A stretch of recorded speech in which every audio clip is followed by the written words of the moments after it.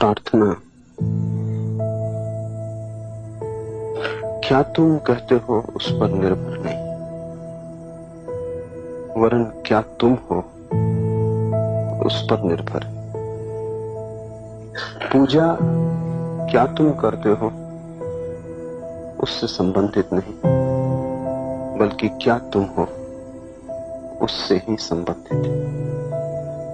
धर्म का संबंध कृत्य से नहीं, अस्तित्व से है। तुम्हारे भीतर के केंद्र पर अगर प्रेम है तो तुम्हारी परिधि पर प्रार्थना होगी। तुम्हारे भीतर के केंद्र पर अगर अहिर्निश शांति है तो तुम्हारे बाहर के केंद्र पर ध्यान होगा। तुम्हारे भीतर के केंद्र पर अगर पल पल होश है तो तुम्हारा पूरा जीवन तपश्चर्या होगी। इससे उल्टा नहीं। परिधि को बदलने से केंद्र नहीं बदलता, केंद्र की बदलाहट से परिधि अपने आप बदल जाती, क्योंकि परिधि तुम्हारी छाया है। छाया को बदल के कोई स्वयं को नहीं बदल सकता, लेकिन स्वयं बदल जाए तो छाया अपने आप बदल जाती। ये जान लेना बहुत महत्वपूर्ण है, क्योंकि अधिक लोग परिधि को बदलने में ही जीवन नष्ट कर देते, आचरण को बदलने में सब कुछ दांव पे लगा देते, जबकि आचरण बदल भी जाए तो भी कुछ बदलता नहीं।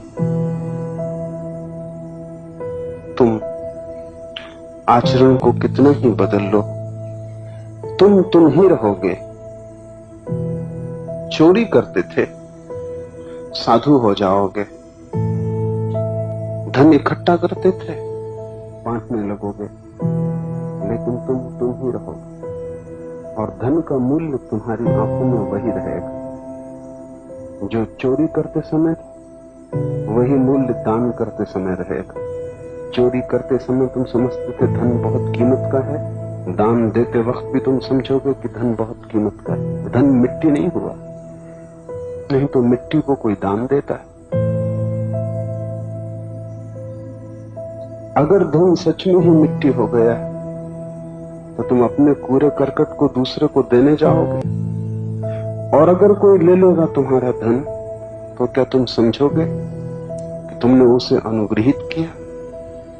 क्या तुम चाहोगे कि वो तुम्हें लौट के धन्यवाद दे?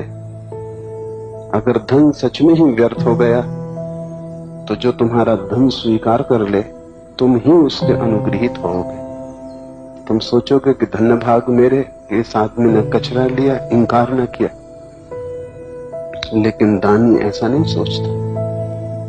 एक पैसा भी दे देता है तो उसका प्रतिकार चाहता है। एक मारवाड़ी की मृत्यु हुई, उसने सीधा जाके स्वर्ग के द्वार पर दस्तक दी, और उसे पक्का भरोसा था कि द्वार खुलेगा, क्योंकि उसने दान किया था। द्वार खुला भी, द्वारपाल ने उसे नीचे से ऊपर तक देखा, क्योंकि स्वर्गों में कृत्यों की पहचान नहीं, व्यक्ति सीधे देखे जाते। और द्वारपाल ने पूछा कि शायद भूल से आपने यहां दस्तक दे दी। वो जो सामने का दरवाजा है नरक का, वहां दस्तक दे। मारवाड़ी नाराज हुआ, उसने कहा क्या खबर नहीं पहुंची? कल ही मैंने एक बूढ़ी औरत को 2 पैसे दान दिए, और उसके लिए एक दिन पहले एक अंधे अखबार बेचने वाले लड़के को मैंने 1 पैसा दिया। जब दान का दावा किया गया तो द्वारपाल को खाता बही खोलना पड़ा। अपने सहयोगी को उसने कहा कि देखो, वहां 3 पैसे मारवाड़ी के नाम लिखे थे। द्वारपाल चिंता में पड़ा, पूछा कुछ और कभी किया है? मारवाड़ी ने कहा और तो अभी इस समय कुछ याद नहीं आता। किया होता और याद ना आता। जिसको 3 पैसे याद रहे उसने किया होता और याद ना आता। खाता बही खोजा गया, बस वो 3 पैसे ही नाम लिखे थे। उन्हें 3 पैसे के बल वो स्वर्ग के द्वार पर दस्तक दिया था अकड़ के साथ। द्वारपाल ने अपने साथी से पूछा, क्या करें इसके साथ? उसके साथी ने खीसे से 3 पैसे निकाले और कहा, इसको दे दो, कहीं सामने के दरवाजे पर दस्तक दो।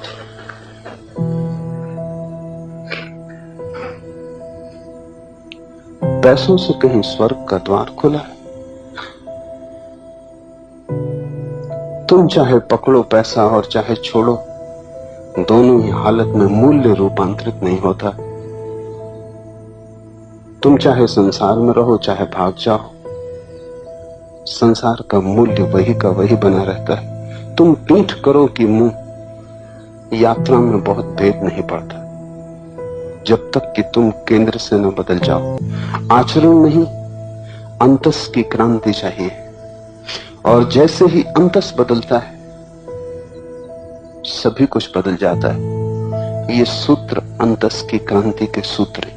एक एक सूत्र को अति ध्यानपूर्वक समझने की कोशिश करें। उनका कण भी तुम्हारे भीतर गिर गया तो चिंगारी की तरह होगा, और अगर तुम्हारे भीतर थोड़ी भी सूखी बारूद है तो जल उठेगी। और अगर तुमने सारी बारूद को गीली कर रखा है तो चिंगारियां पड़ती हैं और बुझ जाती। तुम्हारी कठिनाई ये नहीं कि तुम्हें सत्य नहीं सुनने को मिलता, तुम सत्य को भी बुझाने में कुशल हो। तुम्हारे भीतर सब बारूद गीली, अंगारा भी पड़ जाए तो अंगारा ही बुझता है, बारूद नहीं सुलगती। और किस भांति तुमने बारूद को गीला किया है। जितना तुम्हारे पास ज्ञान है उतनी ही तुम्हारी बारूद गीली। जितना तुम सोचते हो कि मैं जानता हूं उतनी ही तुम्हारी बारूद गीली। वो जानने के कारण ही ज्ञान की चिंगारी भी तुम बुझा देते हो। तुम्हारा ज्ञान की चिंगारी को भी तुम्हारे भीतर नहीं पहुंचने देता, वही द्वार पर खड़ा है, वो बाहर से ही इंकार कर देता। तुम अपने ज्ञान में ही बेहोश हो। और ध्यान रहे, ज्ञान से ज्यादा बड़ी शराब खोजनी मुश्किल, क्योंकि उससे ज्यादा सूक्ष्म अहंकार किसी और चीज से नहीं मिलता। धन भी इतना अहंकार नहीं दे सकता है, क्योंकि धन चोरी जा सकता है, सरकार बदल सकती है, कम्युनिस्ट आ सकते हैं, कुछ भी हो सकता है। धन का कोई पक्का भरोसा नहीं, लेकिन ज्ञान चोरी नहीं जा सकता, कोई छीन नहीं सकता। तुम्हें कारागृह में भी डाल दिया जाए तो भी तुम्हारा ज्ञान तुम्हारे साथ जाएगा। इसलिए धनी में भी वैसी अकड़ नहीं होती जैसी पंडित में होती है, और वो अकड़ ही तुम्हारे भीतर बारूद को गीला रखती। उस अकड़ को छोड़ दो, तुम्हारी बारूद सूख जाएगी, तब एक चिंगारी भी तुम्हें बदलने में सफल हो जाती, क्योंकि बहुत आग की जरूरत नहीं, बारूद जलती हो एक चिंगारी से ही जल जाएगी। जल सकती हो एक चिंगारी काफी है, न जल सकती हो तो आग भी लग जाए तो भी न जलेगी। ये सूत्र चिंगारियों के तरह हैं, इन्हें अपने ज्ञान को हटा के समझने की कोशिश करना, क्योंकि ज्ञान से समझा तो समझ ही न पाओगे। पहला सूत्र है कथा जप। वे जो शिवतुल्य हो गए हैं, कल जो हमारा आखिरी सूत्र था, वे जो शिवतुल्य हो गए हैं, वे जो भी बोलते हैं वही जप। वे क्या बोलते हैं ये सवाल नहीं, वे जो भी बोलते हैं वही जप, क्योंकि उनके हृदय में संसार न रहा, वासना न रही, अंधेरा न रहा। उनका हृदय एक प्रकाश, उस हृदय से अब जो भी आता है वो जप। उससे जप के अन्यथा कुछ आ ही नहीं सकता। प्रकाश से अंधकार कैसे आएगा? प्रेम से घृणा कैसे आएगी? करुणा से क्रोध कैसे आएगा? अब उनके भीतर से जो भी आता है वही जप। जीसस का बहुत प्रसिद्ध वचन है, कि तुम क्या अपने मुंह में डालते हो उससे स्वर्ग का राज्य नहीं मिलेगा। क्या तुम्हारे मुंह से निकलता है उससे स्वर्ग का राज्य मिलेगा। क्या तुम अपने भीतर डालते हो उससे कुछ तय नहीं होता। क्या तुम्हारे भीतर से बाहर आता है वही खबर देता है कि तुम कौन। शिवतुल्य जो हो गया है वो जप नहीं करेगा, जप की कोई जरूरत नहीं, क्योंकि वो जो भी करेगा वही जप होगा। कबीर ने कहा है, उठूं बैठूं परिक्रमा। कबीर से किसी ने पूछा कि कभी जप करते दिखाई नहीं पड़ते, कब करते हो पूजा, कब करते हो प्रार्थना। लोग कहते हैं महाभक्त हो, लेकिन भक्ति कब करते हो। देखते हैं तुम्हें काम में लगा हुआ, कपड़ा बुनते हो, बाजार बेचने जाते हो, लेकिन कभी तुम्हें ध्यान पूजा मंदिर में तो कभी देखा नहीं। तो कबीर ने कहा, जो भी करता हूं वही मेरी परिक्रमा, जो भी बोलता हूं वही मेरा जप। मेरा होना ही मेरा ध्यान।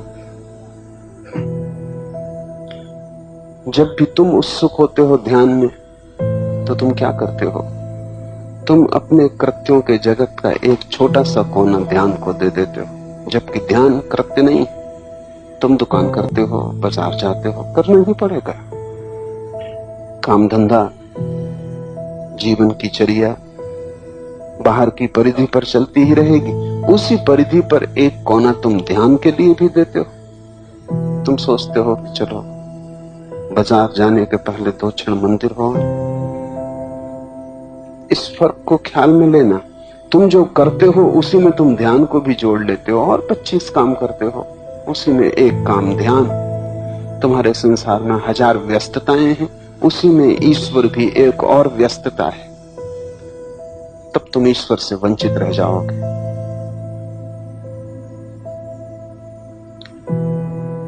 ईश्वर परिधि पर हो ही नहीं सकता। जहां दुकान है, बाजार है, काम है, वहां से ईश्वर का कोई संबंध नहीं। ईश्वर तुम्हारा अंतस्थल है, जहां तुम काम के जगत में नहीं है। वो तुम्हारा जहां सब काम विश्राम हो जाता है, सिर्फ तुम ही बचते हो, जहां कोई कर्ता नहीं बचता, जहां सिर्फ साक्षी बचता है, वही उसका घर है।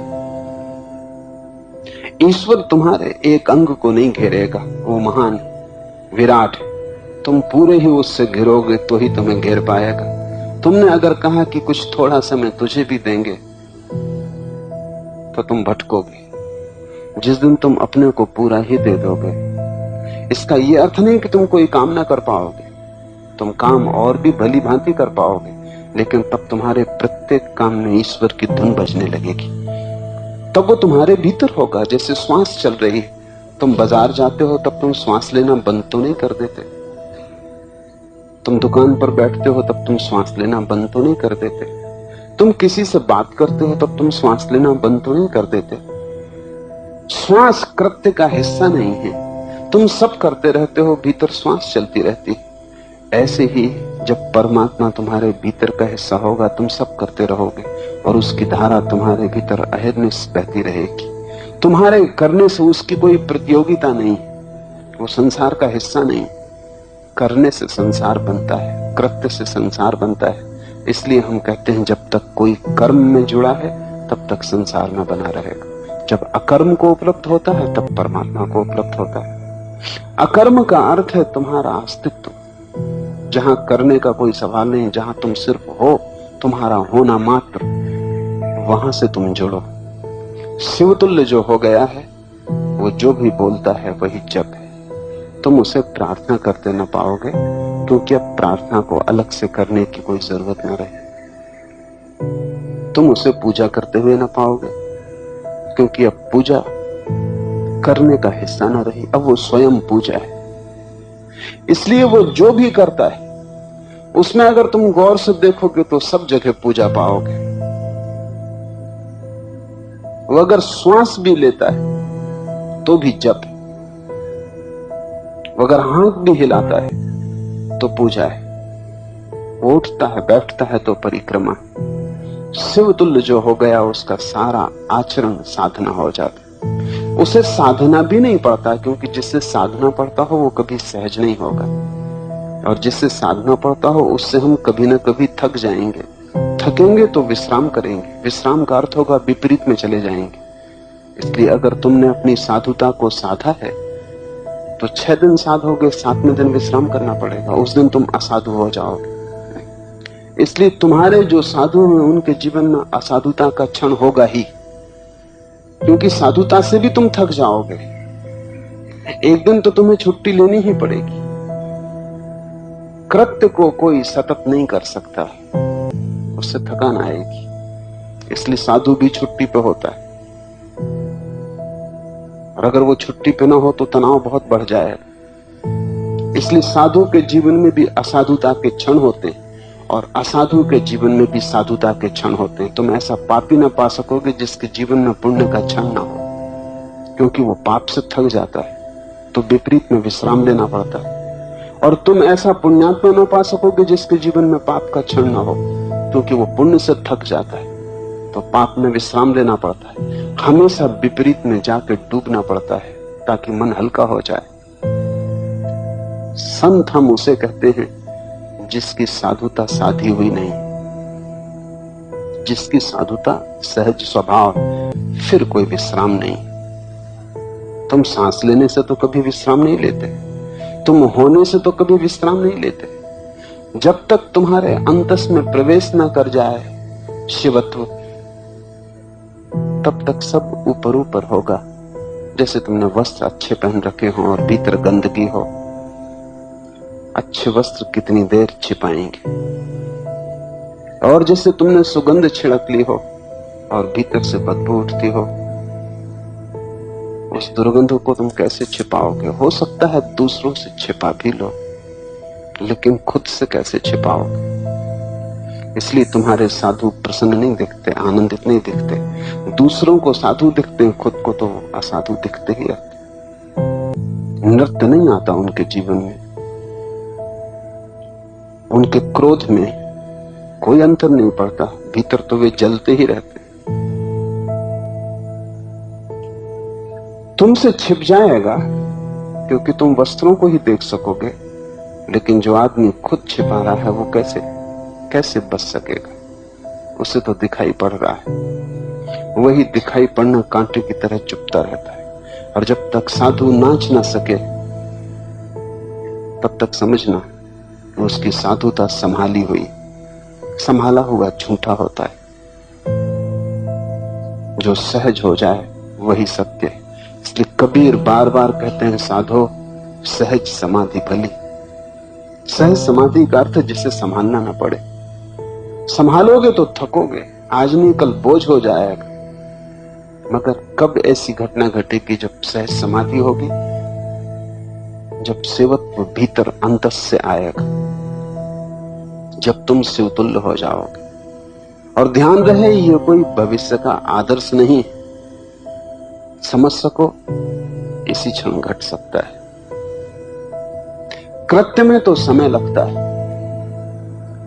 करना हो तो समय लगेगा।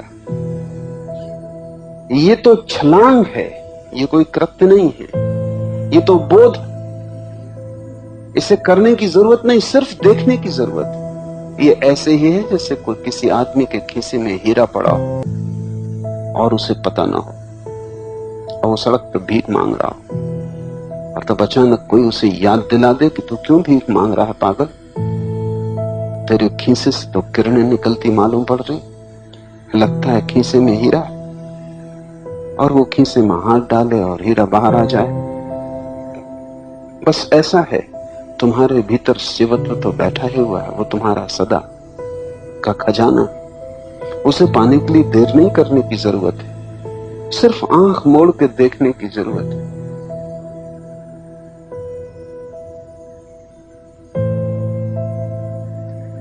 अगर वो कहीं भविष्य में होता तो फिर कठिनाई थी, फिर समय लगता, जन्म जन्म लगते पहुंचते। वो तुम्हारे भीतर। इसलिए शिवत्व को पाना नहीं है, केवल आविष्कृत करना है। सिर्फ उघाड़ना, जैसे कोई प्याज के छिलकों को उघाड़ता चला जाए, फिर क्या घटता है?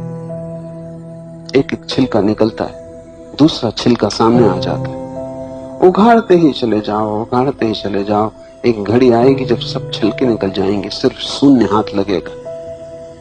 ऐसे ही आदमी के ऊपर छिलके, और शिवत्व तो शून्य जैसा है।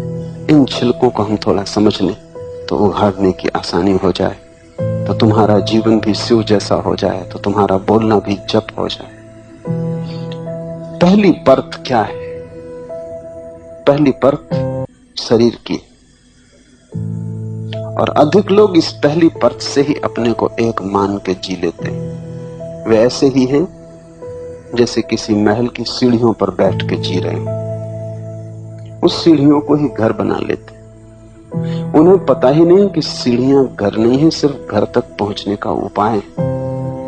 वो वहीं खाते हैं, पीते हैं, भोजन बनाते हैं, शादी विवाह करते हैं, बच्चे पैदा करते हैं, और उनके बच्चों को तो महल पता ही नहीं चलेगा, क्योंकि वो सीढ़ियों पर ही पैदा होंगे।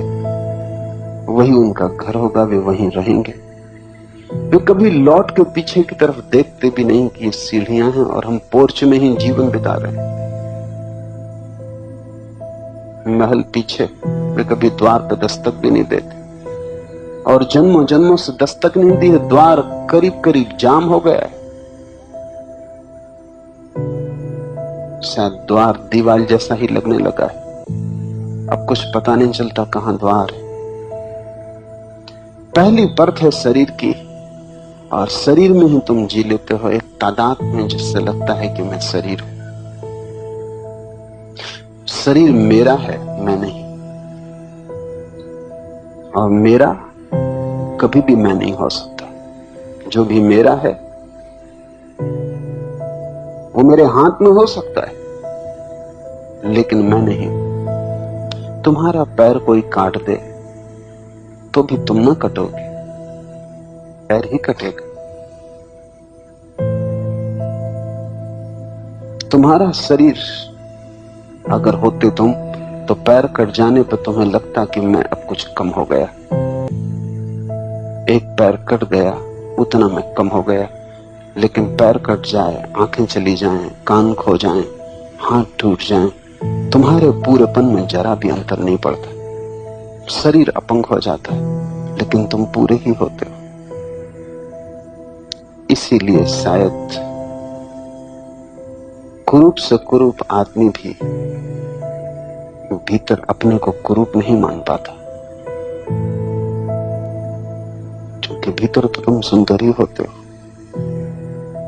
शायद इसीलिए कुरूप से कुरूप आदमी भी राजी नहीं हो पाता कि मैं कुरूप हूं, और पापी से पापी आदमी भी राजी नहीं हो पाता कि मैं पापी हूं। बुरे से बुरा आदमी भी एक भीतरी झलक से भरा रहता है कि मैं शुभ हूं। बुरे से बुरे आदमी को भी तुम गौर से देखो तो वो यही कहता है, हो गई भूल, लेकिन मैं कोई बुरा आदमी नहीं। हो गई गलती, लेकिन मैं कोई बुरा आदमी नहीं हूं। वो कृत्य को गलत मान सकता है, लेकिन खुद को गलत नहीं मान सकता, और ठीक है। उसे पता नहीं कि क्यों ऐसा लगता है। आसपास तुम्हारे परिवार में, पड़ोस में, गांव में लोग मरते, लेकिन तुम्हें कभी ऐसा नहीं लगता कि मैं मरूंगा। जरूर कोई गहरी बात होनी चाहिए, क्योंकि घटना इतनी घटती है कि ये प्रतीति ना आए कि मैं मरूंगा। बड़ी हैरानी की, जब सभी मर रहे हैं तब भी तुम्हें ये चोट गहरी नहीं बैठती मन में कि मैं भी मरूंगा। अगर कोई समझाए भी तो भी तुम सोचते हो कि हो सकता है, लेकिन भीतर कोई अरनिश ध्वनि गूंजती रहती है कि और दूसरे ही मरेंगे, मैं नहीं मरूंगा। अन्यथा जीना मुश्किल हो जाए। जहां मृत्यु इतने जोर से घटती हो, जहां हर आदमी क्यू में खड़ा हो मरने के, जहां तुम भी क्यू में खड़े हो, वहां भी तुम इस मौत से जीते हो जैसे शाश्वत जीवन है। कुछ भीतरी कारण है, और कारण यह है कि भीतर जो है वो कभी मरने वाला नहीं। तुम कितने ही शरीर के साथ जुड़ गए हो तो भी तुम शरीर नहीं हो गए हो।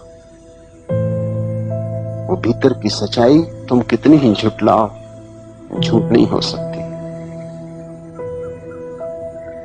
कितना ही नशा हो तो भी भीतर का स्वर सत्य का स्वर गूंजता ही रहता। मैंने एक दिन सुबह मुल्ला नसरुद्दीन को घर के बाहर बैठे देखा, खिलखिला के हंस रहा है, बड़ा ही आनंदित आह्लादित है। मैं पूछा कि क्या हुआ नसरुद्दीन, ऐसे खुश तुम कभी दिखाई नहीं पड़े। उसने कहा गजब हो गया, पर तुम समझ ना सकोगे जब तक मैं पूरी कथा न कहूं। तो मैंने कहा तुम पूरी कथा ही कहो। उसने कहा हम दो भाई थे, जुड़वा पैदा हुए, एक सी शक्लें थी, कोई भी फर्क ना कर पाता था कौन कौन, और जिंदगी भर में नुकसान न रहा। स्कूल में मेरा भाई किसी को पत्थर मार देता, सजा मुझे मिलती।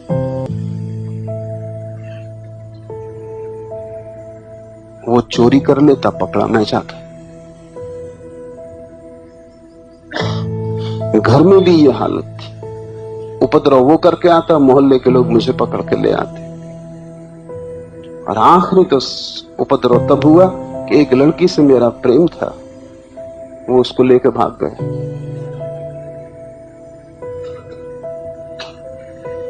तो मैंने कहा इसमें तुम इतने प्रसन्न क्यों हो रहे? नसरुद्दीन ने कहा कि लेकिन 7 दिन पहले सब हिसाब किताब चुकता हो गया, मैं मर गया और लोगों ने उसको दफना दिया।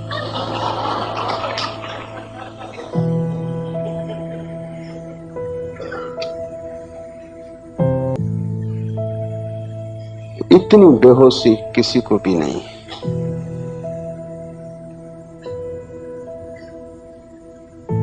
तुम कितने ही जुड़वा हो तो भी ऐसी भूल ना हो सकेगी। नसरुद्दीन भयंकर शराब पिए बैठा था। तुमने भी बड़ी शराब पी लगी बहुत जन्मों से, लेकिन फिर भी इतनी शराब कभी नहीं हो पाती कि तुम्हारे होश को पूरा डुबा दे। तुम्हारा होश उभर उभर के बाहर आ जाता। कहीं तुम जानते ही हो भीतर कि तुम न मरोगे, सब तथ्य कहते हैं कि मृत्यु घटेगी, फिर भी तुम भरोसा किए जाते हो कि मैं न मरूंगा। तुम ऐसे ही जीते हो जैसे सदा यहां जीना है, इसलिए बहुत सी भूलें होती। मजबूत मकान बनाते हो जैसे सदा यहां रहना। तुम्हारी भूलों में भी कहीं ना कहीं कोई सच्चाई की झलक होगी, नहीं तो ये भूलें बंद हो जाती। तुम मकान ऐसे बनाते हो जैसे सदा रहना, मजबूत दीवारें उठाते हो, पत्थर की नींव भरते हो, और तुम्हें पता नहीं कि कल मर जाना। और सब मरते हैं, तुम भी मरोगे, ये सीधा साफ गणित है, लेकिन फिर भी भीतर कोई शाश्वत है, इसलिए तुम्हारी हर स्थिति में उस शाश्वत की झलक पड़ती है। शरीर तुम्हारा है, तुम नहीं। शरीर में तुम हो, लेकिन शरीर ही तुम नहीं। शरीर पहली परत है जिससे तादात्म्य हो गया, उसके साथ तुम बहुत दिन तक रहे हो, जोड़ हो गया, जुड़वा हो, साथ साथ पैदा हुए, इसलिए तुम्हें भी भूल हो जाती है कि कौन कौन है, शक्ल पहचान नहीं पाते। और इस भूल को साथ मिलता है क्योंकि बाहर से देखने वाले केवल तुम्हारे शरीर को देखते हैं, तुम्हें नहीं देखते। वे तुम्हारे शरीर के चेहरे को तुम्हारा चेहरा मानते हैं, वे तुम्हारे शरीर की आकृति को तुम्हारी आकृति मानते हैं, और वे बहुत हैं, तुम अकेले हो। वे सभी तुम्हारे शरीर को ही तुम्हें मानते हैं, उन सबकी प्रतीति भी तुम्हें प्रभावित करती। अगर तुम्हारा शरीर कुरूप है तो वे कहते हैं तुम कुरूप, अगर शरीर सुंदर है तो वो कहते हैं तुम सुंदर हो, अगर शरीर बूढ़ा है तो वो कहते हैं तुम बूढ़े हो, शरीर जवान है तो वो कहते हैं तुम जवान हो, और उन सब की संख्या बड़ी है, तुम अकेले हो, वे बहुत है। उन सब की प्रतीति भी तुम्हें इस भाव को गहराती कि तुम शरीर हो। उनमें से कोई भी तुम्हारी आत्मा को नहीं देखता। बड़ी पुरानी उपनिषदों में कथा है कि सम्राट जनक ने पंडितों की एक बड़ी सभा बुलाई, सभी आत्मज्ञानियों को निमंत्रण भेजे, और वो चाहता था कि परम सत्य के संबंध में कुछ उद्घाटन हो सके, और जो भी परम सत्य को उद्घाटित करेगा उसके लिए उसने बहुत धन धान्य भेंट करने के लिए आयोजन किया था। लेकिन ये निमंत्रण भी उन्हीं को पहुंचे जो ख्याति नाम थे, स्वभाव था, जिनके हजारों शिष्य थे, जिन्हें लोग जानते थे, जिन्होंने शास्त्र लिखे थे, जिनके पांडित्य की चर्चा थी, जो वाद विवाद में कुशल थे, उनको ये निमंत्रण पहुंचे। एक आदमी था, उसे निमंत्रण नहीं मिला, शायद जान के ही निमंत्रण नहीं दिया गया। उस आदमी का नाम था अष्टावक्र। उसका शरीर 8 जगह से टेढ़ा था। उसे देख के ही अप्रीतिकर अनुभव होता था, विकर्षण होता था, और ऐसे शरीर में कहीं आत्मज्ञानी हो सकता। अष्टावक्र के पिता को निमंत्रण मिला था, कुछ काम आ गया तो अष्टावक्र अपने पिता को बुलाने जनक के दरबार चला गया। वो जब अंदर घुसा तो पंडितों की बड़ी संख्या इकट्ठी थी। वो सब उसे देख के हंसने लगे। वो हंसने योग्य था, उसका शरीर निश्चित ही कुरूप था, 8 जगह से टेढ़ा। चले तो ऐसा लगे कि वो मजाक कर रहा है, बोले तो ऐसा लगे कि वो कुछ व्यंग कर रहा है। वो कार्टून था, आदमी नहीं था। वो सर्कस में जोकर हो सकता था। लेकिन जब सारे लोग उसे देख के उसकी चाल और ढंग को ऊंट जैसा आदमी हंसने लगे तो वो भी खिलखिला के हंसा। उसकी खिलखिलाहट की हंसी ने सभी को चुप कर दिया। सभी हैरान हुए कि वो क्यों हंस रहा है। और जनक ने पूछा कि ये लोग क्यों हंस रहे हैं। वो तो मैं समझा अष्टावक्र, लेकिन तुम क्यों हंसे? अष्टावक्र ने कहा, मैं इसलिए हंसा कि चम्हारों की सभा को तुमने पंडितों की सभा समझा। ये सब चम्हार, इनको शरीर ही दिखाई पड़ता, चमड़ी दिखाई पड़ती। मैं जो कि यहां सबसे सीधा हूं, वो इन्हें अष्टावक्र दिखाई पड़ रहा है, और ये सब तिरछे। और तुम इनसे अगर ज्ञान की आशा रख रहे हो जनक, तो तुम रेत से तेल निचोड़ने की कोशिश कर रहे हो। ज्ञान चाहिए हो तो मेरे पास आ जाना। और अष्टावक्र ने ठीक कहा, लेकिन ये होता है क्योंकि बाहर की आंख बाहर को ही देख सकती।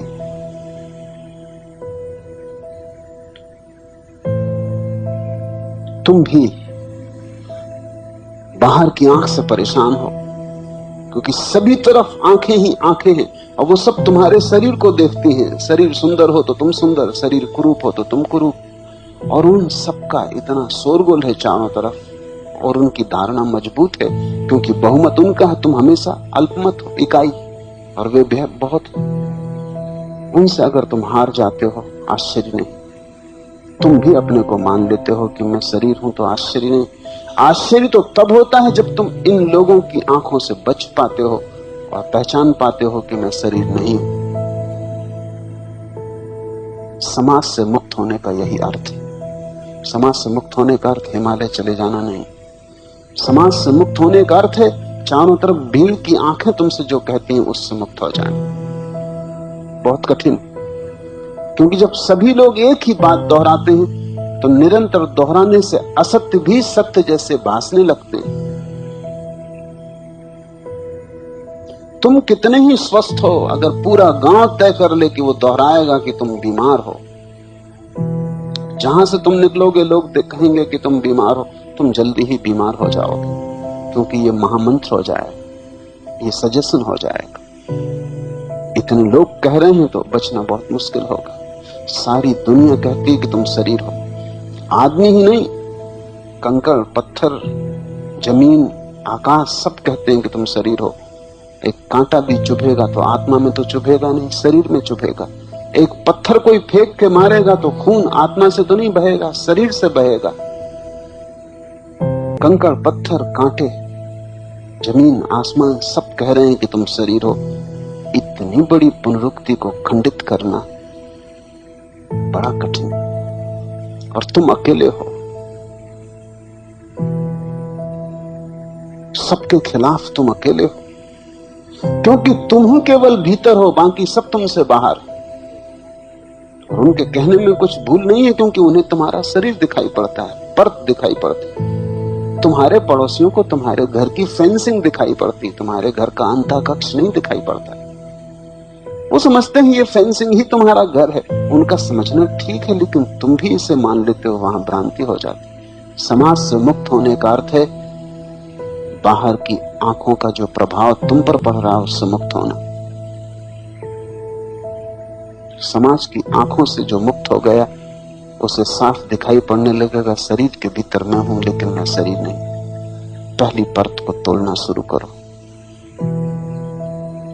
धीरे धीरे इस स्मरण को प्रगाढ़ करो कि मैं शरीर नहीं हूं। इसे अनुभव में उतारो, सिर्फ दोहराने से न होगा। जब कांटा चुभे तब स्मरण रखना कि कांटा पैर में चुभा, पीड़ा पैर में होती, मैं देखने वाला हूं, कांटा मुझ में चुभ भी नहीं सकता, पीड़ा मेरे भीतर हो भी नहीं सकती, मैं सिर्फ जानने वाला प्रकाश हूं। इसलिए जब तुम अचेतन हो जाते हो तो कांटे की चुभन पता नहीं चलती। तो डॉक्टर को ऑपरेशन करना हो तो एनेस्थेसिया देता है, बेहोश कर देता है, फिर पैर काटे, हाथ काटे, पूरा शरीर काट डाले, टुकड़े टुकड़े कर दे, तो भी तुम्हें पता नहीं चलता।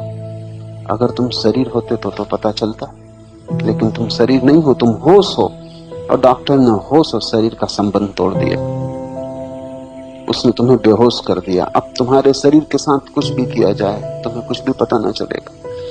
जिन लोगों ने जीवन और मृत्यु पर गहरे प्रयोग किए हैं उनका अनुभव है, और मैं भी उनके अनुभव को गवाही देता हूं, कि जब तुम मर जाते हो तो तुम्हें 2-4 दिन तक पक्का पता नहीं चलता कि तुम मर गए हो। आमतौर से 3 दिन लग जाते हैं तुम्हें पता चलने में कि तुम मर गए,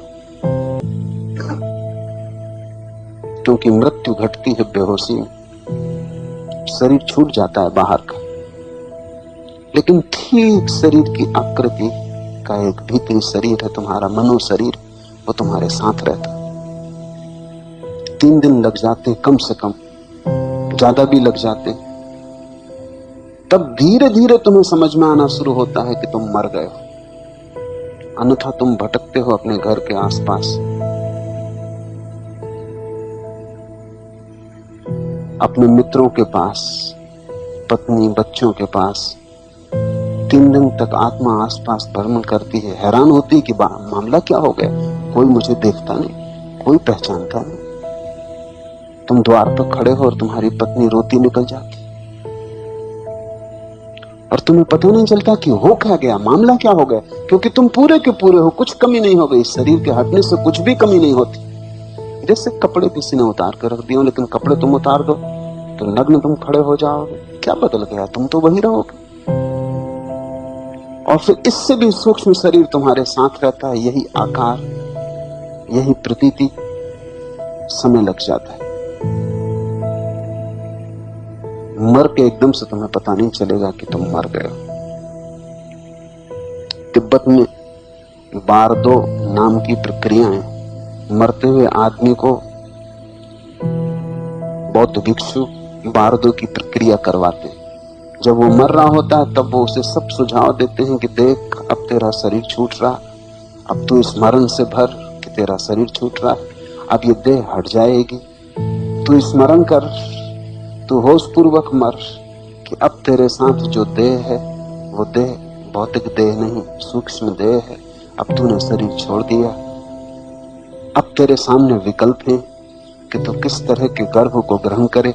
ऐसे सब सुझाव बारदो की प्रक्रिया में मरते हुए आदमियों को दिए जाते हैं। और तिब्बत ने जितनी गहरी खोज मृत्यु के संबंध में की है, किसी दूसरी जाति ने नहीं की।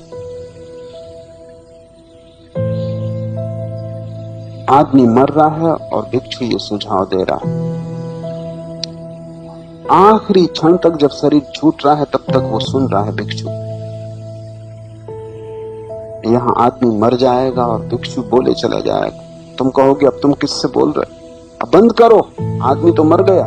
तो भिक्षु अभी बोले चला जाएगा, क्योंकि अब तुम्हें मर गया है आदमी, भिक्षु को अभी भी नहीं मर गया।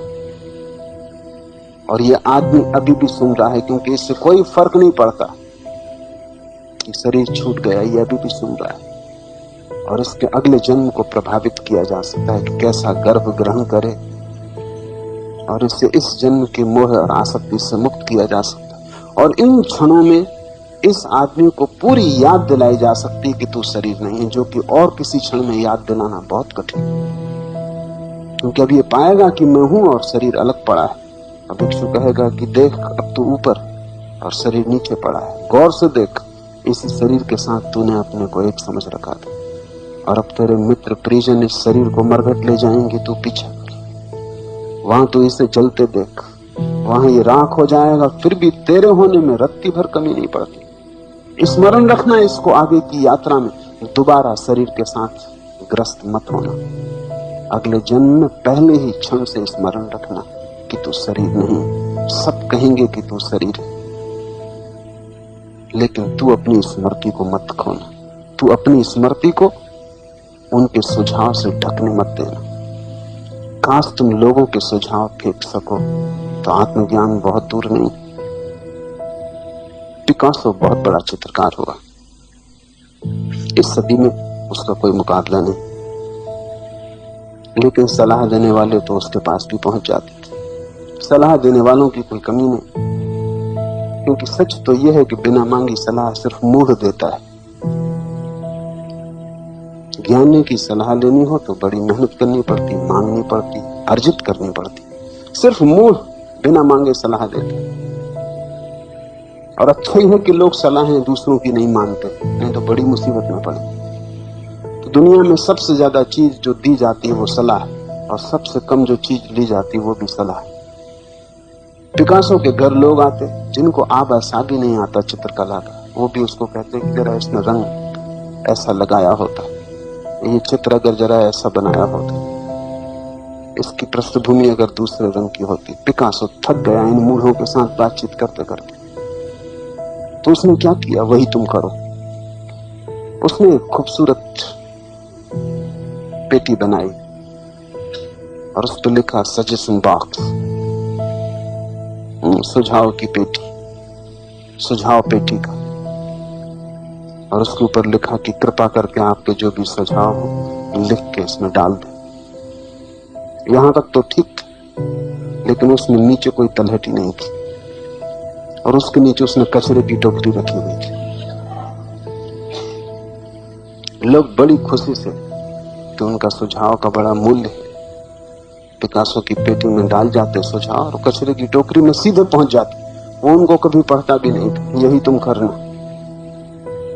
अगर तुम समाज से मुक्त होना चाहो, और वही संन्यास का अर्थ है, तो लोगों के सुझाव से मुक्त होना, क्योंकि वे बाहर हैं।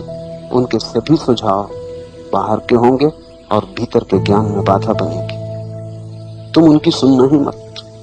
अगर तुम भीतर के परमात्मा की सुनना चाहो तो तुम समाज से बचना। अगर भीतर की आवाज सुननी हो तो बाहर की आवाजों को बिल्कुल द्वार बंद कर देना, अन्यथा बाहर की आवाजें इतनी विकराल हैं और इतनी तेज हैं कि भीतर की धीमी मंद आवाज खो जाएगी, वो तुम्हें सुनाई ना पड़ेगी। वो प्रतिपल निनादित हो रही, लेकिन तुम बाजार में खड़े हो, वहां बड़ा शोरगुल है। पहली परत है शरीर, और एक ही चाबी है, इसको कहना चाहिए मास्टर की। इससे सभी ताले खुल जाते, क्योंकि ताले एक ही जैसे हैं। चाबी है कि शरीर के प्रति तुम होश से भरना। चलो तो देखना कि शरीर चल रहा है, मैं नहीं। भूखे हो जाओ, देखना कि शरीर को भूख लगी, मुझे नहीं। प्यासे हो जाओ, देखना कि प्यास शरीर में, मुझ में नहीं। ये होश कायम रखना। तुम धीरे धीरे पाओगे ये होश तुम्हारे और शरीर के बीच में खाई पैदा करने लगा। जैसे जैसे ये होश सघन होगा, फासला बड़ा होगा, और अनंत फासला है तुम में और शरीर, अनंत दूरी। जैसे जैसे तुम्हारा होश गहरा होगा, बीच का सेतु टूटेगा, संबंध विच्छिन्न होगा, और एक दिन तुम प्रगाढ़ रूप से देख पाओगे कि शरीर सिर्फ खोल, तुम जीवन, शरीर मृत्यु, शरीर पदार्थ है, तुम चैतन्य हो। शरीर अणुओं का खेल, अणुओं का जोड़, आज है कल नहीं होगा, परिवर्तनशील। तुम किसी के जोड़ नहीं, तुम चैतन्य हो, अखंड, सदा थे, सदा रहोगे। जैसे ही शरीर की पहली प्याज का छिलका अलग किया कि दूसरा छिलका ऊपर आ जाएगा, वो दूसरा छिलका है तुम्हारा मन। वो बीमारी और गहरी, क्योंकि शरीर काफी दूर है, मन काफी निकट। शरीर अगर अणुओं का जोड़ है तो मन विचारों का। शरीर अगर पदार्थ है तो मन सूक्ष्म पदार्थ है। विचार भी सूक्ष्म ध्वनियां हैं, ध्वनि पदार्थ है, लेकिन विचार और भी करीब है। तुम उनसे ऐसे ग्रसे हो, कपड़े जैसे नहीं। शरीर अगर कपड़े जैसा है तो विचार चमड़े जैसे। तुम्हारी चमड़ी जैसे करीब है, कपड़े से ज्यादा करीब है, ऐसे विचार है। और उनसे छुटकारा और भी मुश्किल, क्योंकि तुम्हें सदा ये भ्रांति रहेगी ये विचार तुम्हारे। तुम अक्सर लड़ते हो कि ये मेरा विचार है, और तुम अपने विचार को सही हो चाहे गलत, सही करने की कोशिश करते हो, सिद्ध करने की कोशिश करते हो, क्योंकि तुम्हें डर लगता है अगर तुम्हारा विचार गलत हुआ तो तुम गलत हो गए। शरीर के साथ तुम्हारा तादात्म्य इतना नहीं है जितना विचार के साथ। अगर किसी आदमी से कहो कि तुम्हारा शरीर रुग्ण है, चिकित्सक के पास चले जाओ तो वो बुरा नहीं मानेगा, लेकिन किसी से कहो कि तुम्हारा मन बीमार है, किसी मनोचिकित्सक के पास चले जाओ तो फौरन नाराज हो जाएगा। किसी को बीमार कहो तो हर्जा नहीं, लेकिन किसी को पागल कहो तो झगड़ा हो जाएगा, क्योंकि शरीर से तो एक फासला, लेकिन मन से हमारा तादात्म्य बहुत गहरा है। जब कोई कहता पागल हो तो हमें लगता है मैं पागल हूं। क्या कह रहे हो? कोई पागल ये मानने को राजी नहीं हो सकता कि मैं पागल हूं। तुम ही पागल हो, क्योंकि मन के विचार धुएं की तरह तुम्हें चारों तरफ से घेरे हुए हैं, और जब तक ये विचार तुम्हें घेरे हैं तुम्हारी आंखें अंधी रहेंगी। तो दूसरा कठिन प्रयोग, कठिन तपश्चर्या है विचार के प्रति जागना, कि कोई भी विचार, वो सुखद हो, दुखद हो, सच हो, झूठ हो, शास्त्र में हो, न हो, परंपरागत हो, गैर परंपरागत हो, मैं नहीं हूं। विचार भी उधार है, सभी विचार उधार है। वो भी समाज ने तुम्हें दिए, वो भी दूसरे से तुम्हें मिले, सीखा है उन्हें तुमने। तुम तो वो हो जो अनसीखा तुम्हारे भीतर आया है। तुम चैतन्य मात्र हो, विचार नहीं। विचार तो तुम्हारे ऊपर तरंगों की भांति है, जैसे कूड़ा करकट नदी के ऊपर तैर रहा हो, ऐसे विचार हैं। तुम तो नदी हो, तुम तो चैतन्य की धारा हो। तो फिर धीरे धीरे विचारों की परत को भी उखाड़ना, और जब कोई विचार तुम्हें पकड़े तो स्मरण रखना कि ये मैं नहीं हूं, ये भी बाहर की धूल है। जैसे दर्पण पे धूल जम जाए, ऐसे विचार तुम पे जम गए। और किसी विचार को इतना अपना मत मानना कि उसके लिए लड़ने को खड़े हो जाओ। अगर लोग विचार से अपना संबंध तोड़ लें, दुनिया में सारे युद्ध बंद हो जाएं। सारा युद्ध और उपद्रव, सारी हिंसा विचार के साथ तादात्म्य के कारण है। कोई कम्युनिस्ट, कोई समाजवादी है, कोई जनसंघी है, कोई हिंदू है, कोई मुसलमान है, कोई जैन है, सब विचार के साथ तादात्म्य कर लिए। तुम सिर्फ परमात्मा हो, न तुम हिंदू हो, न तुम जैन हो, न तुम बौद्ध हो, न मुसलमान हो। तुम्हारा शुद्ध होना शिवत्व है, लेकिन तुम सस्ते में उलझ जाते हो। तुम्हें लगता है हिंदू होना ज्यादा कीमती बजाय परमात्मा होने के, मुसलमान होना ज्यादा कीमती। और तुम्हारे मुसलमान और हिंदू होने से सिर्फ मंदिर और मस्जिद लड़ते, और ये जमीन धर्म से खाली होती, भरती नहीं। सब धर्म लड़वाते, क्योंकि सभी धर्म विचार हो जाते। धर्म तो सिर्फ एक है, और वो है तुम्हारा शिवत्व। तुम स्वयं परमात्मा हो, बस उतना ही धर्म है। वो कभी नहीं लड़ाएगा, क्योंकि जहां विचार न होंगे वहां कैसी लड़ाई, वहां कैसा पक्षपात, वहां कैसा विरोध। शरीर ने तुम्हें दूसरों से अलग किया है, विचार ने तुम्हें और भी ज्यादा अलग किया है। एक बात समझ लेना जो बड़ी विरोधाभासी है, जिसने तुम्हें स्वयं से तोड़ा है उसने ही तुम्हें दूसरों से भी तोड़ा है। शरीर ने तुम्हें स्वयं से तोड़ा है, शरीर ने ही तुम्हें दूसरों से तोड़ा है। विचार ने तुम्हें स्वयं से और भी बुरी तरह तोड़ा है, उसने तुम्हें दूसरों से और भी बुरी तरह तोड़ा है। और जिस दिन तुम अपने स्वभाव में प्रतिष्ठित हो जाओगे, न शरीर न विचार, दोनों परतें उगाड़ के फेंक दी, तुम बिना परत हो गए, कोई खोल ना रही, शुद्ध जीवन रह गया। उस दिन तुम पाओगे तुम सबके साथ एक हो गए, क्योंकि परमात्मा दो नहीं है। उस दिन तुम्हारे भीतर का परमात्मा और तुम्हारे बाहर का परमात्मा एक हो गया। उस दिन घटाकाश और आकाश एक हो गया।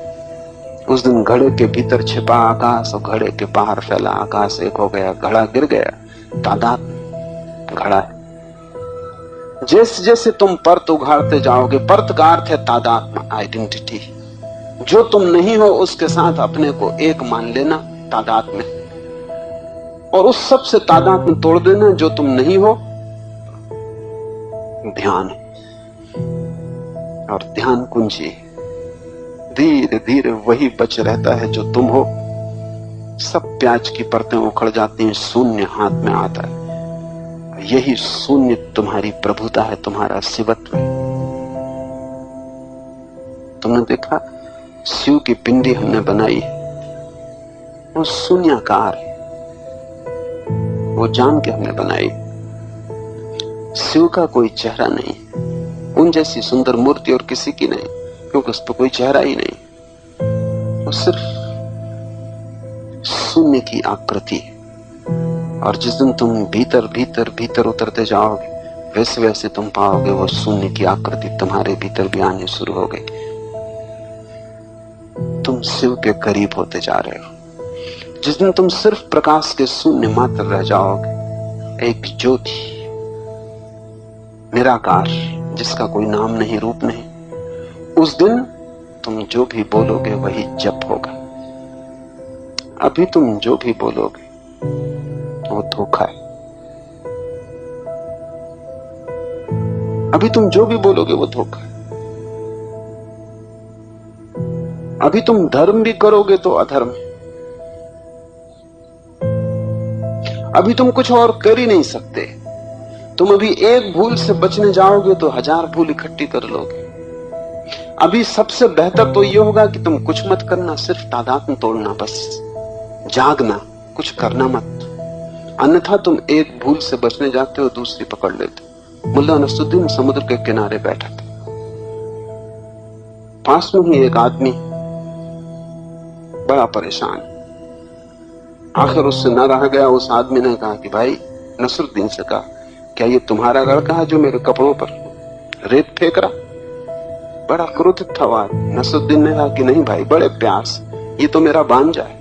मेरा लड़का तो तुम्हारा छाता तोड़ कर तुम्हारे जूते में पानी भरने गया।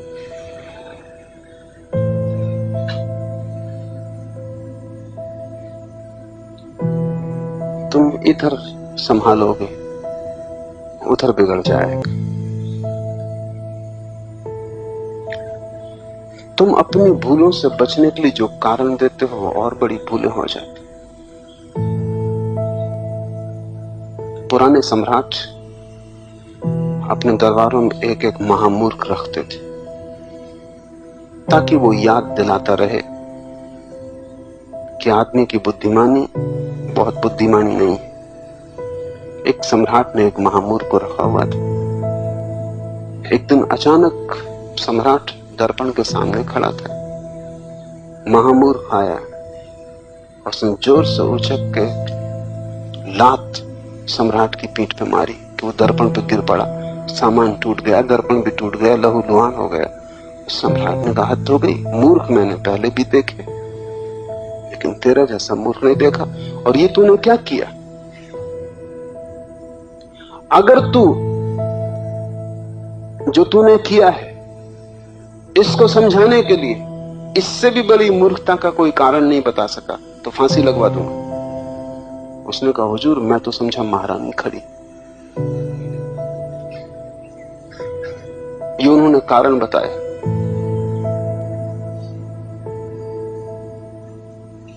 मैं ये नहीं समझा कि आप खड़े, मैं समझा कि महारानी खड़े।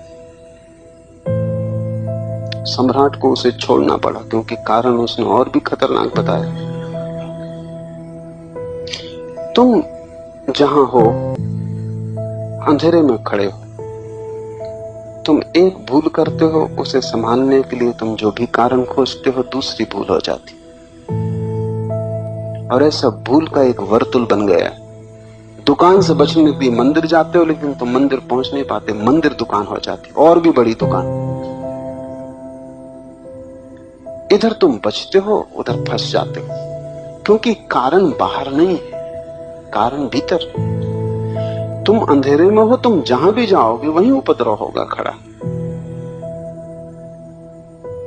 मुल्ला नसरुद्दीन एक बार पकड़ गया, जेल खाने में पड़ा था तो मैं मिलने गया, पुराना संबंध,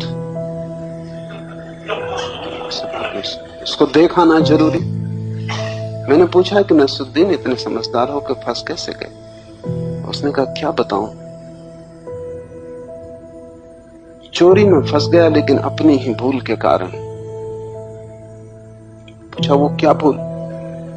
उसने कहा जिस सेठ के घर में घुसा 3 महीने उसके कुत्ते से दोस्ती लगाने में बिताए, और जब भीतर गया तो बिल्ली पे पैर पड़ गए।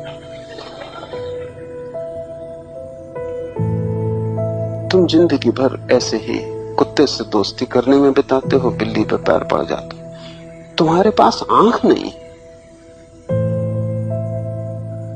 तुम अंधेरे में यहां से वहां टटोलते घूम रहे हो। असली सवाल ये नहीं है कि तुम खोजो, असली सवाल ये है कि प्रकाश हो।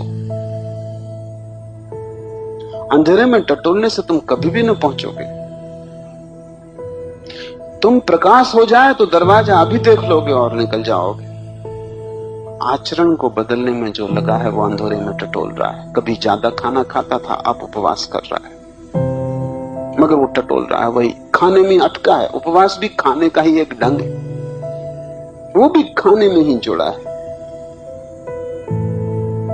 लेकिन कुछ फर्क नहीं पड़ रहा है। कल तक जो कर रहा था उससे उल्टा करने लगेगा, ज्यादा से ज्यादा। इस दिशा में खोज लिया, यहां नहीं पाया तो उल्टी दिशा में खोजने लगेगा। लेकिन आंख तो यहां भी बंद थी, आंख वहां भी बंद रहेगी। तुम इसलिए नहीं भटक रहे हो कि तुम्हारी दिशा गलत है, तुम इसलिए भटक रहे हो कि तुम्हारी आंख बंद है। आंख खुलनी चाहिए, और जब आंख कहता हूं तो मेरा मतलब है होश, बेहोशी टूटनी चाहिए, होश पड़ना चाहिए। सोए सोए मत चलो, जागो। जैसे ही तुम जागोगे शिवतुल्य हो जाओगे, और वे जो भी बोलते हैं वही जप है, और आत्मज्ञान ही उनका दान है। वो धन नहीं देते कि धन कचरा है, देने का कोई अर्थ भी नहीं। जिसको खुद ही छोड़ा उसे देने का क्या प्रयोजन? जिसे खुद व्यर्थ पाया उसे दूसरे को बांटने में क्या सार है?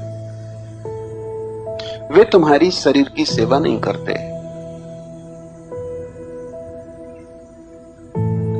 वे तुम्हें सिर्फ एक ही चीज दे सकते हैं जो देने योग्य है, वो आत्मज्ञान, वही उनका दान है। लेकिन तुम देखो, तुम हिसाब उसका नहीं रखते। जैनियों से पूछो तो वो महावीर का हिसाब रखे हुए हैं कि कितने घोड़े, कितने हाथी, कितने रथ, कितने हीरे जवाहरात उन्होंने दान किए, और खूब बढ़ा चढ़ा के संख्या लिखी। उतने उनके पास थे भी नहीं, क्योंकि वो छोटे से राज्य के मालिक थे, कोई बहुत बड़ा साम्राज्य न था, एक तहसील से बड़ा नहीं। उसमें इतने हाथी घोड़े हो भी नहीं सकते जितने जैनियों ने संख्या लिखी। संख्या से ऐसा लगता है वो कोई चक्रवर्ती सम्राट थे, बिल्कुल भूल है। सिक्किम के छोग्याल जैसी हालत में उतने हैसियत के आदमी थे, उससे ज्यादा के नहीं। उस समय हिंदुस्तान में 2000 राज्य थे। तो तुम सोच सकते हो डिप्टी कलेक्टर की हैसियत रही होगी। पर इतनी संख्या बढ़ा के लिखने का क्या कारण है? क्योंकि जैनियों को लगता है अगर दान छोटा किया तो इतने बड़े तीर्थंकर कैसे होंगे। संख्या बड़ी करो, गणित को फैलाओ, बढ़ाते जाओ, लाखों हाथी घोड़े, अरबों खरबों के हीरे जवाहरात। वो इसलिए ताकि त्याग मालूम पड़े। लेकिन उन अंधों को कोई भी पता नहीं है कि उस त्याग से कोई संबंध ही नहीं। जो असली हीरा महावीर ने दिया वो आत्मज्ञान है, वो उसमें जोड़ा ही नहीं गया। तुम वही देख सकते हो जहां तुम्हारी वासना है। तुम्हारा रस कहां है वही तुम्हें दिखाई पड़ता है। आत्मज्ञान वो शब्द कुछ कीमती नहीं दिखाई पड़ता। अगर एक हाथ में रखूं आत्मज्ञान और एक में कोहिनूर हीरा, तो पूछो अपने मन से क्या लोग है। तुम कहोगे आत्मज्ञान फिर भी हो जाएगा, इतनी जल्दी क्या है। और इतनी जल्दी भी क्या है, जन्म जन्म पड़े। कोहिनूर फिर मिला न मिला, तुम कोहिनूर ही चुनोगे, क्योंकि तुम्हें रस ही उसमें दिखाई पड़ेगा जो व्यर्थ है। तुम अंधे हो। शिवतुल्य जो हो गया है उसका एक ही दान है, वो आत्मज्ञान है। जो उसने पाया है वो बांटता है, जो उसने चखा है वो उसका स्वाद भी तुम्हें देता है। वो अपने को ही बांटता है, वो संपदा नहीं बांटता है, वो स्वयं को बांटता है। वो तुम्हें भागीदार बनाता है अपनी भीतरी संपदा में। बाहरी संपदा दो कौड़ी की हो गई है, उसका कोई भी मूल्य नहीं। तुम गरीब मरो कि अमीर मरो, कोई बहुत फर्क नहीं पड़ता। तुम खा पी के ठीक से अच्छे बिस्तर पे मरो कि बिना खाए पिए सड़क पे मरो, कोई फर्क नहीं पड़ता। फर्क सिर्फ एक बात से पड़ता है कि तुम जागते हुए जियो और जागते हुए मरो। वहीं सब चीजें टिकी हैं, उस पर ही तुम्हारे सारे जीवन का गंतव्य निर्भर होगा।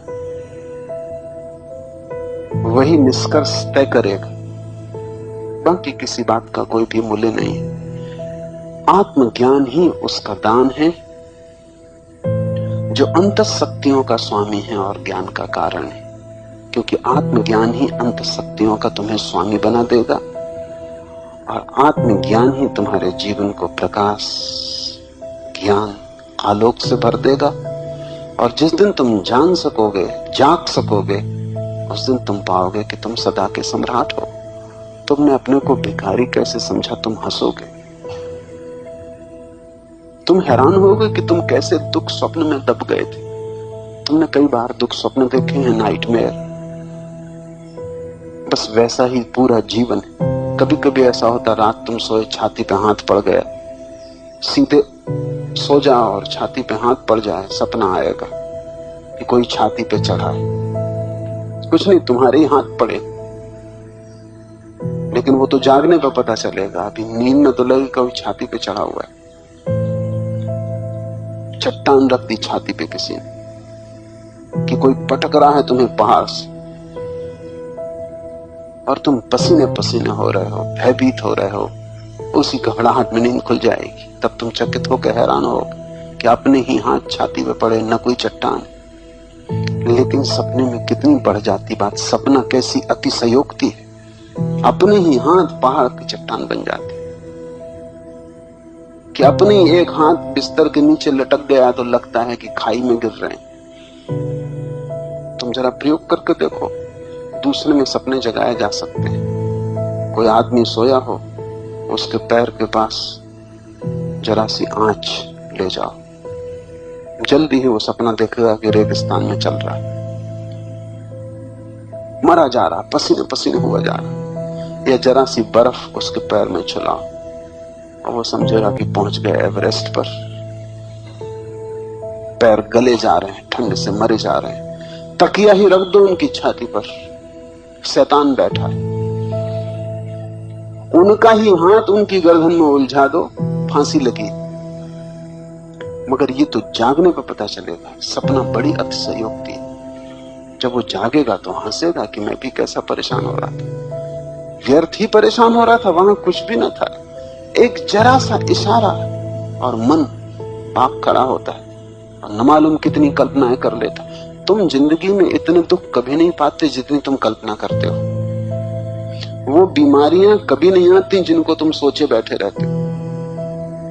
वो दुख भी तुम पे कभी नहीं गिरते जिनसे तुम भयभीत रहते हो।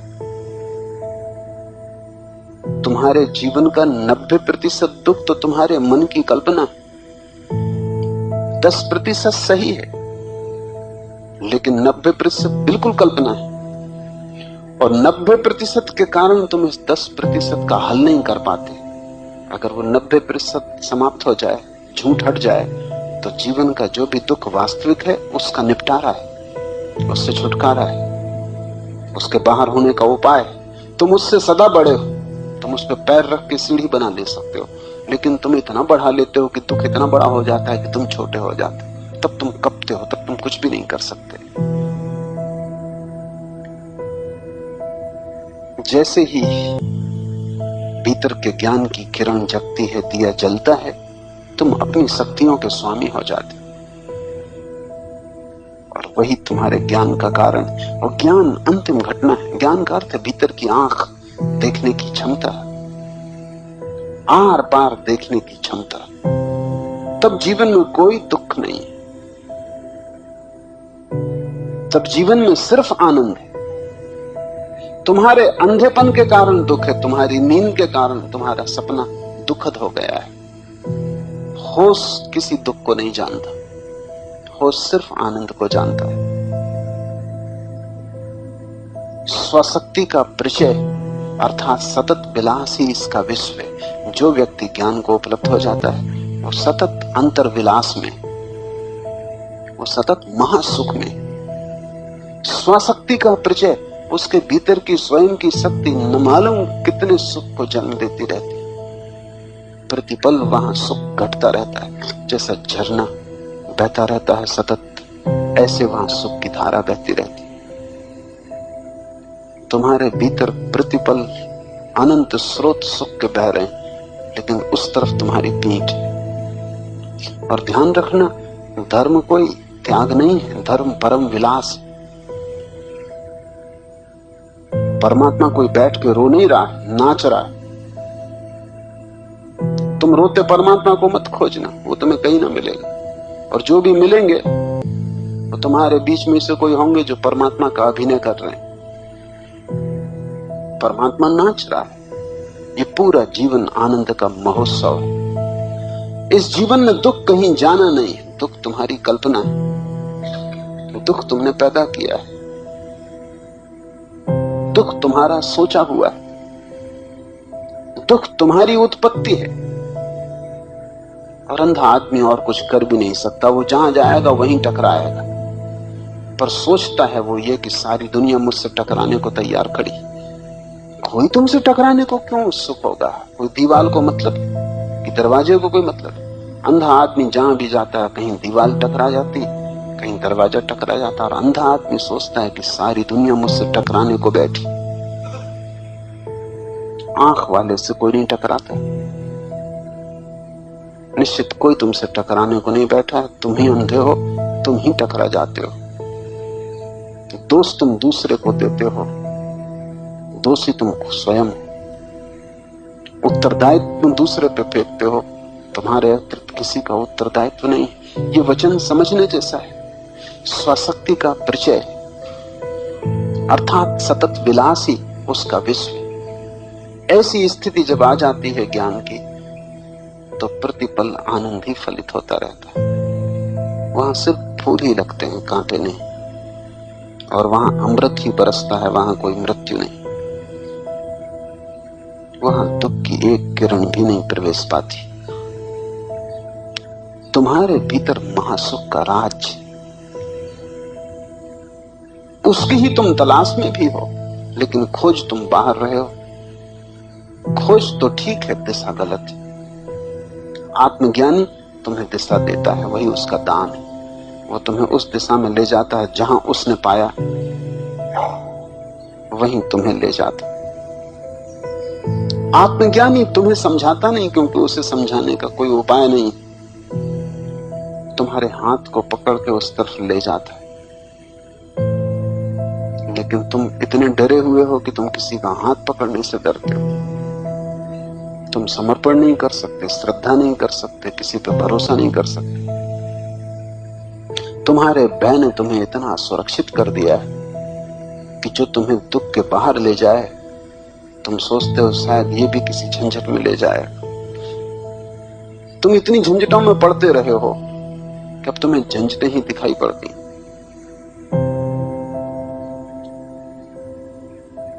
आत्मज्ञानी के पास अगर तुम उसका हाथ पकड़ने को राजी नहीं हो तो कोई उपाय नहीं कि वो तुम्हें दान भी कैसे दे। तुम्हें हाथ तो फैलाने ही होंगे, तुम्हें दान स्वीकार तो करना ही होगा। तुम अगर अपनी मुट्ठियां बांध के खड़े हो और तुम दान स्वीकार करने को राजी नहीं, तो आत्मज्ञानी भी तुम्हारे द्वार से बिना तुम्हें दिए लौट जाएगा। स्वसचिव का प्रजय अर्थात सतत विलास ही इसका विश्व है, और वहां सतत विलास चल रहा है और तुम सतत दुख में हो। और वह स्वेच्छा से स्थिति और लय करता है। ये बड़ा कठिन, समझना कठिन है, क्योंकि अनुभव से ही समझ में आ सकता है। अनुभव नहीं है तो समझ में नहीं आएगा, लेकिन फिर भी थोड़ा सा प्रत्यय बन जाए तो कभी सहयोगी होगा। जैसे ही कोई व्यक्ति स्वयं को जानने में समर्थ हो जाता है, वैसे ही एक अनूठी शक्ति, इस जगत में सबसे महान शक्ति, उससे बड़ा कोई चमत्कार नहीं उसे उपलब्ध होता है। और वो चमत्कार ये है कि वो जब चाहे तब हो जाए और जब चाहे तब ना हो जाए, जब चाहे तब अस्तित्व में आ जाए और जब चाहे तब शून्य में खो जाए। जैसे तुम जगते हो और सोते हो, लेकिन वो भी स्वेच्छा से नहीं। सुबह नींद खुल गई तो तुम क्या करोगे? फिर सो नहीं सकते। रात नींद आती तो तुम जग नहीं सकते। जैसे तुम सोते हो और जगते हो, ऐसा ही आत्मज्ञानी स्वेच्छा से शून्य में जाता और पुण्य में आता। वो उसकी स्वेच्छा है, वो उसमें परतंत्र नहीं। अगर वो तय करे कि उसे शून्य में खो जाना है तो वो शून्य में खो जाता है। अगर वो तय करे कि उसे पूर्ण में रहना है तो वो पूर्ण में रहता है। बुद्ध के जीवन में उल्लेख है कि वे गए स्वर्ग के द्वार पर, द्वारपाल ने द्वार खोले, लेकिन वे पीठ करके खड़े हो गए। उन्होंने कहा, जब तक अंतिम व्यक्ति मुक्त ना हो जाए तब तक मैं द्वार पर रुकूंगा। जिस दिन आखिरी व्यक्ति प्रवेश कर जाएगा स्वर्ग के महासुख में, उस दिन उसके पीछे मैं प्रवेश करूंगा। ये कहानी बड़ी प्रीतिकर। इसका मतलब यह है कि जगत में दो तरह के आत्मज्ञानी हैं। सभी धर्मों ने उन दो तरह के आत्मज्ञानियों को समझा है। एक आत्मज्ञानी तो वो है जो अपने आत्मज्ञान हो जाने के बाद शून्य में लीन हो जाता है, और एक आत्मज्ञानी वो है जो अपने आत्मज्ञान के बाद भी अस्तित्व में बना रहता है ताकि दूसरों को सहायता कर सके। जैनों ने पहले आत्मज्ञानी को केवल ज्ञानी कहा है। अनंत केवल ज्ञानी होते, वे शून्य में खो जाते। उन्होंने अपनी मंजिल पा ली, वे प्रवेश कर जाते हैं, द्वार पर नहीं खड़े रहते। 24 को जैनियों ने तीर्थंकर कहा। तीर्थंकर वे केवल ज्ञानी हैं जो द्वार पर खड़े रहते, जो दूसरे के लिए रास्ता बताते। बौद्धों ने भी दो तरह के आत्मज्ञानी माने हैं। एक को वे बोधिसत्व कहते हैं और एक को अरहत। बोधिसत्व वो आत्मज्ञानी है जो दूसरे के लिए रुकता है, और अरहत वो आत्मज्ञानी है जो अपना पाके लीन हो जाता है। सारे धर्मों ने दो तरह के आत्मज्ञानी माने, क्योंकि दो तरह के होते हैं। तुम जब पहुंचोगे उस परम दशा में, तो या तो तुम्हारे मन में, तुम्हारे प्राणों में एक वासना शेष रह जाएगी। इसको भी वासना ही कहना पड़ेगा कि मैं दूसरों की सहायता करूं, और या ये वासना भी शेष न रहेगी तो तुम खो जाओगे। इसलिए सद्गुरु अपने शिष्यों में उन शिष्यों को बोधिसत्व या तीर्थंकर बनाने की कोशिश करते हैं जिनमें करुणा का तत्व ज्यादा है। दो तत्व हैं जो आखिर में रहते हैं, करुणा और प्रज्ञा। प्रज्ञा का अर्थ है ज्ञान और करुणा का अर्थ है दया। और तुम्हारे भीतर दो ही तरह के व्यक्ति हैं, एक जिनके भीतर करुणा ज्यादा है और एक जिनके भीतर प्रज्ञा ज्यादा है। जिनके भीतर प्रज्ञा ज्यादा है वो तो सीधे शून्य में खो जाएंगे, उनको गुरु नहीं बनाया जा सकता, वे शिष्य ही रहेंगे और जिस दिन वे ज्ञान को उपलब्ध होंगे वे खो जाएंगे, वे गुरु कभी नहीं बनेंगे। जिनके जीवन तत्व में करुणा का भाव ज्यादा है वे गुरु बन सकते हैं, तीर्थंकर बन सकते हैं, बोधिसत्व बन सकते हैं। तो ये गुरु पर निर्भर करेगा कि वो अपने शिष्यों को तैयार करे। जिनके भीतर उसे करुणा का तत्व ज्यादा दिखाई पड़ता है, प्रेम का, सेवा का, उनको वो इस भांति तैयार करेगा कि उनमें करुणा की वासना आखिर तक रह जाए। जब उनका ज्ञान फलित हो तो एक वासना उनके भीतर शेष रह जाए करुणा की। जब उनकी नाव छूटने के लिए तैयार हो जाए तब एक खूंटी से रस्सी बंधी रह जाए, वो खूंटी होगी करुणा की।